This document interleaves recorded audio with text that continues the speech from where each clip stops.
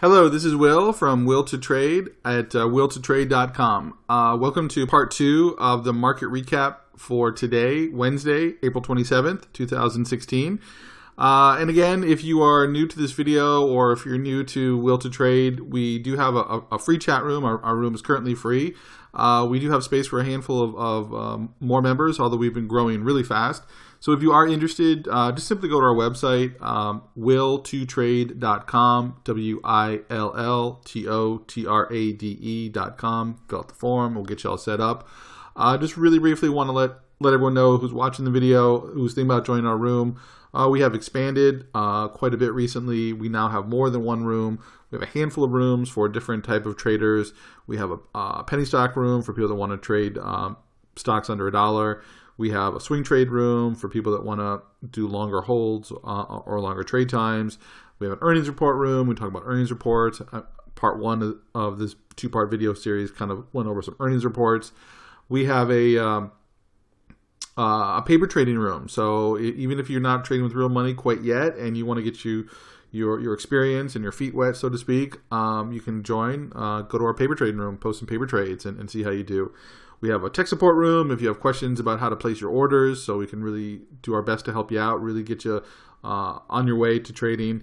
And then we even have a Hall of Champions room. So it's just our place for members to post any successful trades, good trades that they made, and for us to cheer everyone on, because that's what we're all about at willtotrade.com. And I want to give a preface before I get into this video. It seems like my computer is a little laggy. I apologize if that's the case. I'll try my best to kind of keep these screens on as they are. If it's a little laggy, I apologize, but we'll work through it. I'll talk you through all the trades here. So these are a handful of day trades that were alerted by myself and other members of the room. I do my best to alert as much as I possibly can. I have an alerts room, and then in the main room, the day trading room above $1, and then other members will alert as well. So I always gotta give credit where credit is due. But let's take a look at this one here. This would be WG. WG was a quick little scalp that I kind of alerted as I saw it breaking $3. Not necessarily like an official alert, but hey, check out WG. And again, it's there on the table. A member knows about it, and they can obviously pull up the chart and they can take a look and they can make their decision. Again, for this particular chart that we're looking at, these are 5-minute candles, and I think the 5-minute candle tells the story a little more dramatically than the 1-minute candle in this particular example. Right here in the middle of the day, right in the middle, we have 5 or 6 candles that all really top out at the $2.99 mark. This little wick here is actually $3, but we'll kind of ignore that for now. You could call this a flat top breakout. You could call this flagging. You can call it some consolidation. But look at this. I mean, besides this little wick, I mean, every single one of the tops here is right here at the $2.99, and the bottom just the lows, I should say, just keeps going higher and higher. So same highs, higher lows. Flags, consolidates, and eventually breaks out. And when it does, it gives you about a 5% gain. It's not a huge gain, but it's a little something here. Again, the blue line being $3, kind of at the point where I was like, hey, check out WG. And then $3.15 is a good place, and members were able to take profits. Some of them might even took some profits here at the $3.20. But it didn't go much further, $3.24, and then it kind of pulled back and popped back up a little bit. But this area here is really the meat of the move from where we were looking at. Obviously, it had a first move. The first part of the day, I wasn't really looking at it the first part of the day, but this middle part of the day, there you have it, WG. All right, so let's move on to CRC, and we will give the screen a minute to catch up. Actually, there we go, CRC. So what we're going to do here is we're going to take a look at this blue line in the middle of the screen. That's 240. Take a look at this dotted blue line up above. That's 250. CRC was not a stock that I was particularly looking at. The float's a little bit larger. I think it's like a 150, 160 million share float.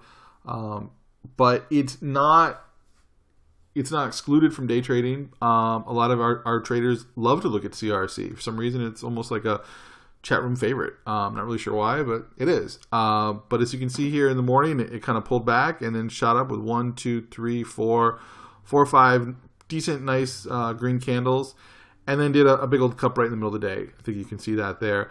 And then we had a member let everyone know, hey, CRC, it's making its way back up. This blue line is 240, where the member said, check it out, 240. And I think some members were able to take a trade right here at the 240 level and let it run all the way up to 250, which is the dotted blue line up above. Again, being able to squeeze out about 4% on this little trade.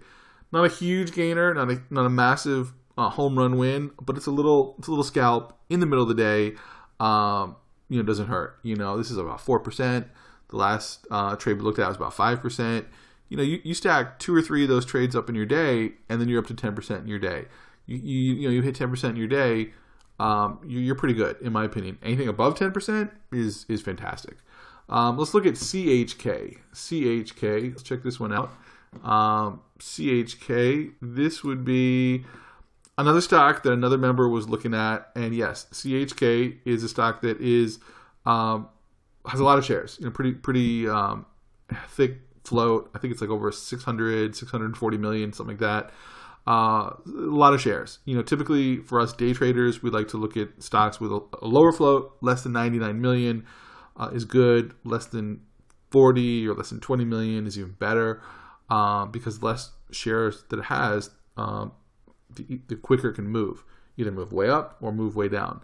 So as you can see here, $7, the blue line, is a line that one of the members was checking out. Hey, it's almost making a new high of day. And he was right. It actually did break through a new high of day. And although it's not a massive move, it's a pretty clean move. This dotted blue line giving you 710 and then even up to like 715. So, you have a chance for like, 2% or so, 1 or 2%, what have you, at a CRC move. Again, not the biggest move, but it's a little something, here at the end of the day. Now let's look at PACB, or PACD, I should say. This actually being probably the biggest percent gainer of all the ones I'm going to talk about today.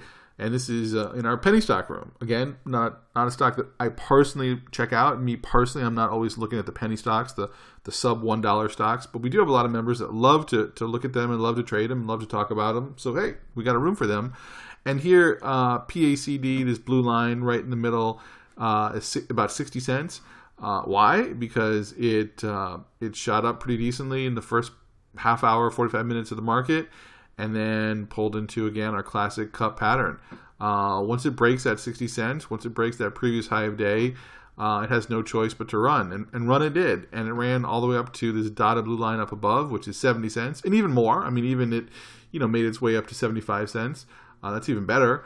But, just from this blue line to this dotted blue line, even though it's only 10 pennies, 10 cents, when you're looking at a 60 cent starting point, that's a 17% gainer, 16 to 17% gainer. If you take it up even a little further, up to 72 cents, it's like a 20% gainer. That's huge. That's a huge gainer. Not something I can take credit for, but I give credit to the room. They were talking about this. They were alerting this. They were trading this. They were making money on it. PACD. So shout outs to the members in the room that were able to capitalize on this move. Let's take a look at LGCY. LGCY was one that I was alerting and checking out this morning. You have a dotted blue line from like yesterday or the day before's move, previous move, and you have this solid blue line right in the middle at the 340 mark, and then you have this dotted blue line right up above.